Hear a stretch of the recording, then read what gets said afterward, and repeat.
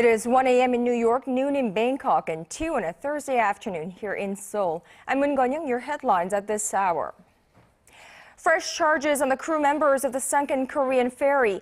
The captain and 3 crew members have been indicted on charges of manslaughter. If convicted, they could face life imprisonment.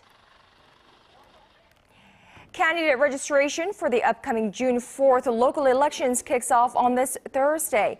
Politicians will hit the campaign trail starting next Thursday. And Japan is looking to beef up its pacifist rules of engagement in a controversial move its prime minister hopes will allow its armed forces to enter battle in defense of allies. We'll have those stories and more, but let us begin this Thursday afternoon with the latest on the criminal investigation into the Seoul ferry disaster. The captain and 3 senior crew members of the sunken ferry have been indicted on charges of manslaughter as prosecutors continue to seek the arrest of members of the family that owns the ferry operator. ARIRANG News Soma has the latest on this developing story. State prosecutors on Thursday indicted the captain Lee Jun-seok and 3 other crew members on charges of homicide and negligence of duty for fleeing the sinking Seoul ferry and abandoning hundreds of passengers on board.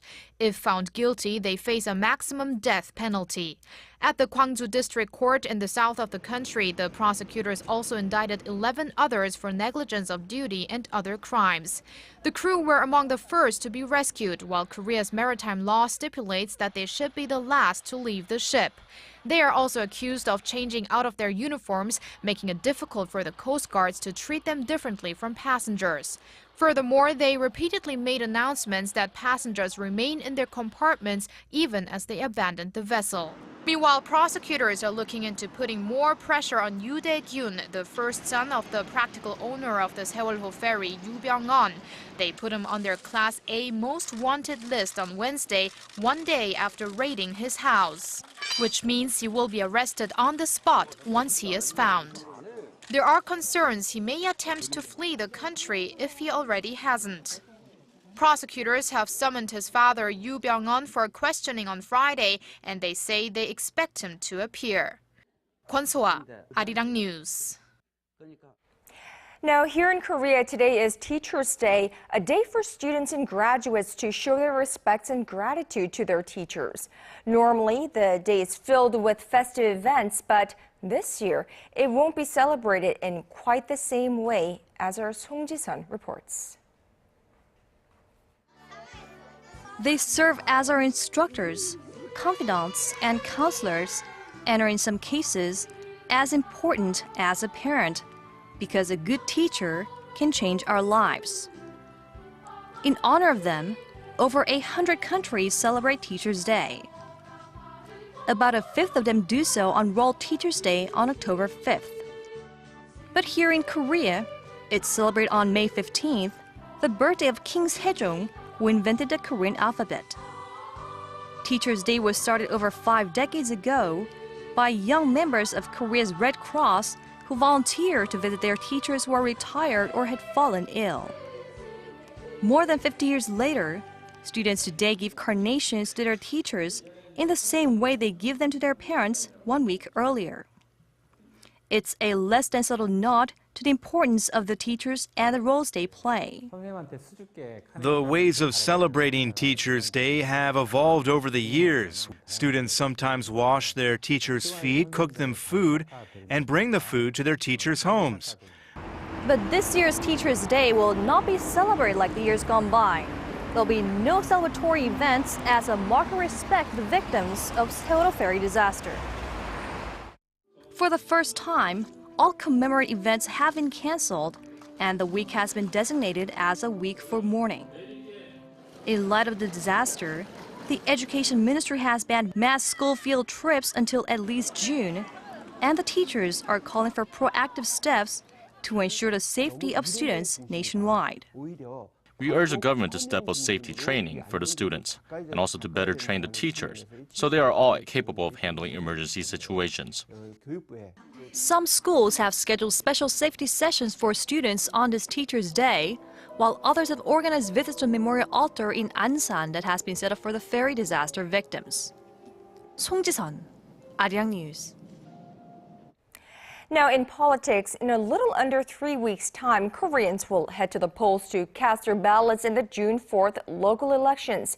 Campaigning is about to kick into high gear, but this election, unlike ones in years gone by, will be far less spirited as the nation continues to mourn the hundreds of people who lost their lives in the Sewol-ho ferry disaster. Here's our political correspondent, Kim Young-gil. The ruling Saenuri Party's Election Management Committee held its first meeting on Thursday to discuss its strategy for the upcoming local elections.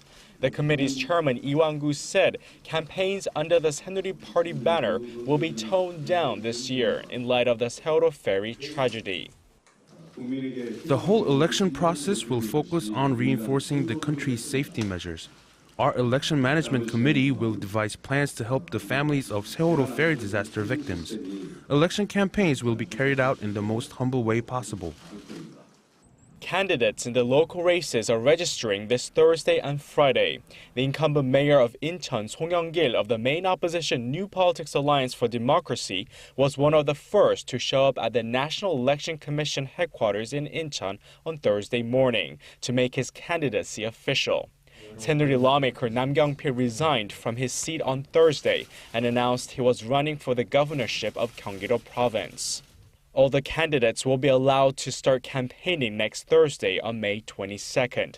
For the first time in Korean local election history, people will be able to cast their ballots before voting day on June 4th. Early voting will be held on May 30th and the 31st. The outcome of the nationwide election is being regarded as a litmus test for the Park Geun-hye administration, which entered its second year in February. We will have to wait for the results on election day to see which political party earns the trust of the people to institute change. Kim Young-gil, ARIRANG News. Japanese Prime Minister Shinzo Abe will lay out his official stance on Japan's push for the right to collective self-defense later this afternoon. Now, local media reports that Abe will hold a press conference after receiving a report on the issue today. The Japanese leader is expected to explain specific scenarios under which collective self-defense can be exercised, which include a neighboring country coming under attack. And there is speculation Japan may include the scenario of a war on the Korean peninsula. South Korea's foreign ministry has stressed Seoul needs to give its explicit consent when it comes to any and all contingencies on the Korean peninsula. Now, meanwhile, senior diplomats from Korea and Japan kick off a second round of talks on Japan's wartime sexual enslavement today. Seoul's foreign ministry says it'll focus on proving the so-called comfort women were forced into sexual servitude and were not, as some in Japan claim, working as prostitutes. Not much progress was made at their first meeting in Seoul last month. The Korean government intends to use letters released by the Chinese government in March that prove the women were forced to work in Japanese military brothels. More than 200,000 women, mostly Koreans, were forced to serve Japanese troops in the early 20th century. Now, Tokyo claims the issue was settled through a 1965 treaty when the two countries normalized diplomatic ties. There are also concerns Japan might want to focus more on other issues during today's talks, like Korea's import restrictions on Japanese fisheries or Tokyo's moves to boost its military presence.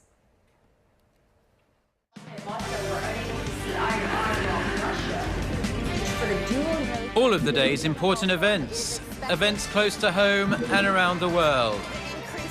Join Moon Gon-young live from Seoul. Mobile shopping market for the dual use of the Korean name East Sea and Japanese name Sea of Japan in school textbooks in the state of Virginia. Over in Turkey, rescuers are hunting desperately for scores of Turkish coal miners still missing after an explosion caused a pit to collapse, killing at least 245 people. Dozens escaped the pit in Soma, but officials say more than 100 are unaccounted for. Our Shin Se-min reports on the worst mining accident in that country's history. The death toll from the mining accident in Turkey has topped 270 and looks sure to rise even further. As rescue efforts continue, the Turkish government is facing nationwide protests over its failure to improve mine safety.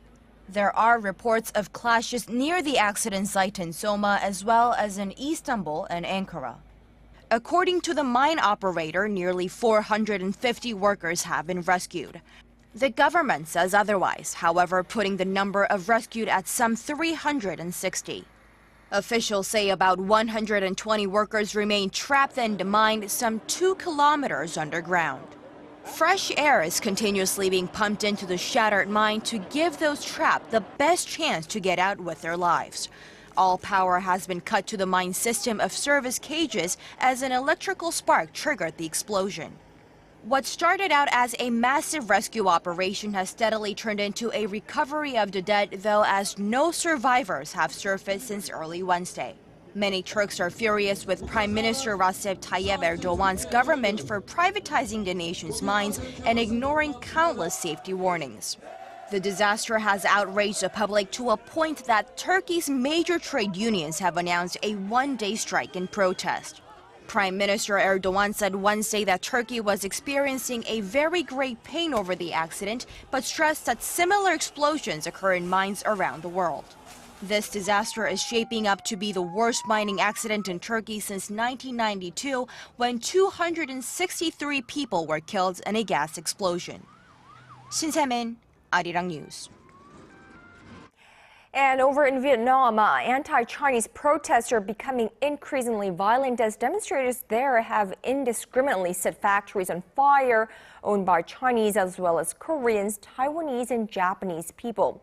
Now, local media here in Korea reports 6 Koreans were injured during a riot in an industrial park in Bingdu province. This is near Ho Chi Minh City, adding that some 50 Korean-owned properties so far have suffered damage. Local police say they've detained close to 500 people for questioning related to the Bingdu protests. Hong Kong has issued a travel warning to Vietnam, and Beijing's foreign ministry also has urged its citizens to take precautions. Singapore has called in Hanoi's ambassador to raise its concerns. The protests were sparked after a Chinese oil rig was placed in disputed waters of the South China Sea. Now let's shift our focus to the nation's auto industry here in Korea. The nation's automakers and the auto industry in general enjoyed a bumper month in April. Double-digit growth was seen in all production, domestic sales, and exports. ARIRANG News' Park Ji-won has this report. Korea's auto industry fared very well last month in all areas: production, domestic sales, and exports. According to figures released by the Trade Ministry Thursday, Korea's auto industry logged double-digit growth across the board in April compared to the same month last year. Vehicle exports in particular hit a record high in April, coming in at over $4.8 billion. Exports of auto parts reached the second highest ever monthly amount at $2.34 billion. Breaking down the figures by automaker, Hyundai Motor and Kia Motors, which shipped nearly 80% of all vehicles last month, posted double-digit growth on year. The popularity of Hyundai's small and mid-sized models, such as Accent and Avante, and the increasing popularity of Kia's new K3 played a big part in the staunch growth. Normalized operations at Hyundai and Kia's assembling factories in Korea also attributed to the on-year growth. Auto sales in Korea saw an over 11% on-year increase in April. More than 147,000 units were sold domestically. Of the total, over 130,000 were Korean cars, and they were mainly mid-sized cars and sports utility vehicles. It marks the first time in 16 months that Korean automakers have sold more than 130,000 units in Korea in a single month. Production was in full swing as well. Over 433,000 cars were manufactured in Korea in April, up more than 12% on year. Park Ji-won, ARIRANG News. A jury in the United States has ordered Korean auto giant Hyundai Motor to pay damages of well over $200 million after finding that a defect in one of its cars caused a head-on smash that killed two teenagers in 2011. But Hyundai says it will appeal. Our Connie Kim reports. A jury in the U.S. state of Montana has ordered Hyundai Motor to pay a staggering $248 million in punitive damages over a manufacturing defect in a Hyundai vehicle that caused a deadly car accident 3 years ago. The jury also ordered that of the total, Hyundai pay $8.6 million in damages to the families of the two teenagers that died in the July 2011 crash. The verdict says a defective steering knuckle in the Hyundai Tiburon caused it to suddenly veer into an oncoming lane, where it crashed head-on with another automobile. The maximum cap for steering knuckle defects stands at $10 million, but a judge in the state ruled the amount is not high enough to deter future wrongdoings by super-wealthy multinational firms.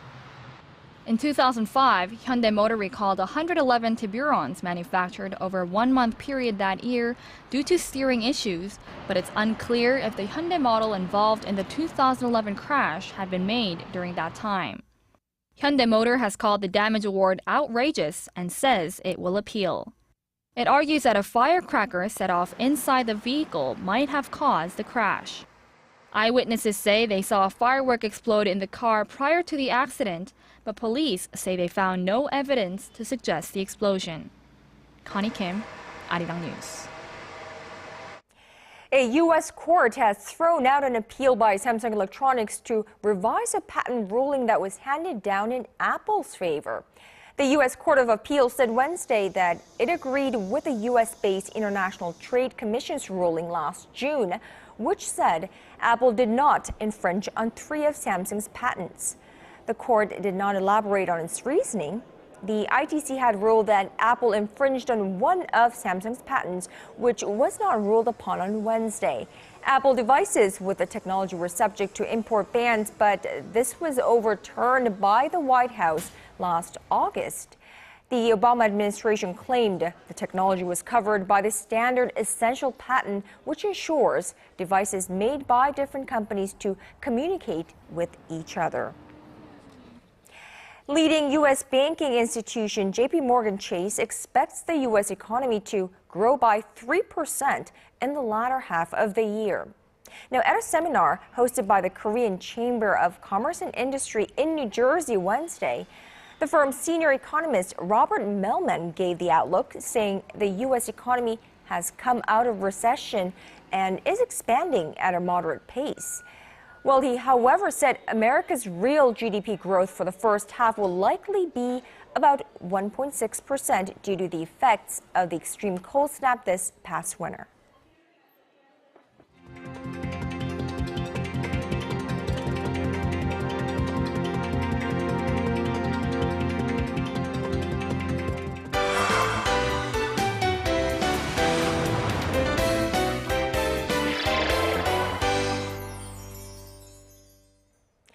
Well, in southern France, the stars are out in force for the 67th Cannes Film Festival. Now, but if you're hoping a Korean film might take home an award, you will have to wait at least another 12 months. This is because none are in competition this year, which is raising questions about whether Korean films are losing some of their luster. Our Son Jung-in explains. For the second year in a row, there will be no Korean movie in competition at the Cannes Film Festival. It's a disappointing turn of events as Korea had films competing in almost every other year dating back to 1998. Since Im Kwon-taek won Best Director at Cannes in 2000 for his film Chunhyang, movie directors have used the festival as a springboard onto the international stage, including Park Chan-wook, Hong Sang-soo, and Im Sang-soo. Some movie critics blame commercialism for the recent drought. Movies that are planned as art films become commercialized when big companies get involved, and I think that may have had an effect. Other critics argue that it's too early to undervalue Korean movies just because of their recent failure to enter the competition. They point to actress Chun Do-yeon being named a jury member at the festival as proof. It is promising that Chun Do-yeon was selected as a panel member for the movie festival, following in the footsteps of directors Shin Sang-ho and Lee Chang-dong. It is the equivalent to 3 or 4 Korean movies competing at the festival. Korean films weren't completely shut out of this year's festival.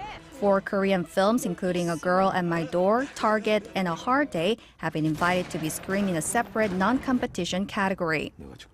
It represents a big opportunity for the film's directors. And although Korea is out of the competition this year, local critics are hopeful that next year's festival will be different. This year's version runs through May 25th. 손정인, ARIRANG News. And now for more on the arts and cultural realm, we have our Im Yoon-hee joining us live in the studio once again. Good afternoon to you, Yoon-hee. Good afternoon, Kaya. So, time just flies by, right? And, for our viewers to look forward to this weekend, what are some of the performances they could catch? Right, so I took a look at one particular performance I think many people will enjoy. It's put on by the Seoul Performing Arts Company. Now, this is their second performance for this year, and it's a very unique performance, to say the least. Right. If I remember correctly, I think this is the company that staged Sosono, right? Exactly. So that was the first performance of the year, and this one, called the Kingdom of the Winds, can be looked at as a second installment for their shows. And so let's take a look at this minimalist approach to a very award-winning performance.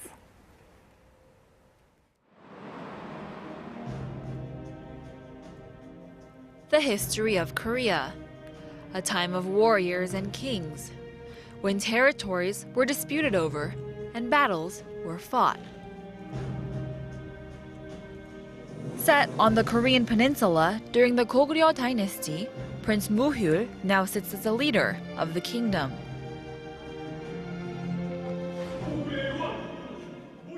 And early into his reign, he enters the forest of Myeonglim, a forest haunted by the souls massacred years ago. It's in this very forest he encounters the spirit of his brother, the late Prince Haemyeong.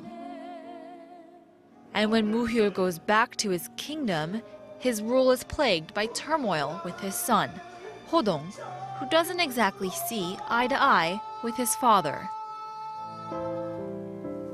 The members of the Seoul Performing Arts Company overflows the stage with dancing, music, and intense emotions.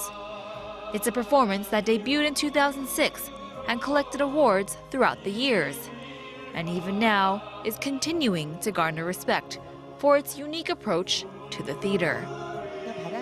We wanted to make the Kingdom of Winds feel more like you're flipping through an illustration book than watching a performance. The actors use their energy to fill the stage with their presence and lead the performance in a beautiful manner.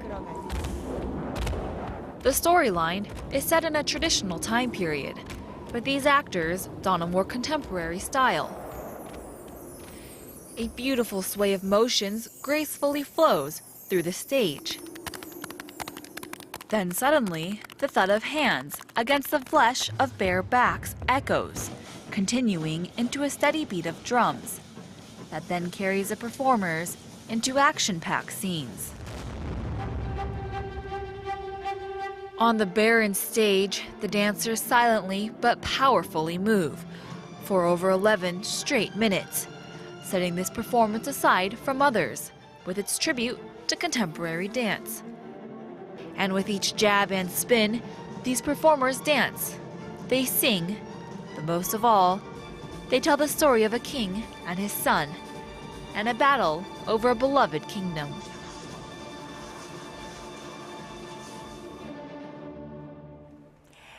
Musicals these days definitely like to put famous singers or idols, in the musicals so that they attract more viewers. And I think I recognize some of the faces. Right, so for this performance, they actually cast M. Black's Gio, and so that got a lot of people quite interested. He does have a pretty big fan base, but this is his third musical performance. But when I say musical, I use that term very loosely. Well, why is that? Because the creative team said with this particular performance, versus another typical average musical, they really put emphasis on the choreography, the music, as well as the dramatic storyline of this performance. They want it to be an all-encompassing, very interactive, very exciting performance to watch. So not a musical, but a performance, we'll call it. All right, Uni, thank you so much for today and all of this week. We will see you Monday. See you then.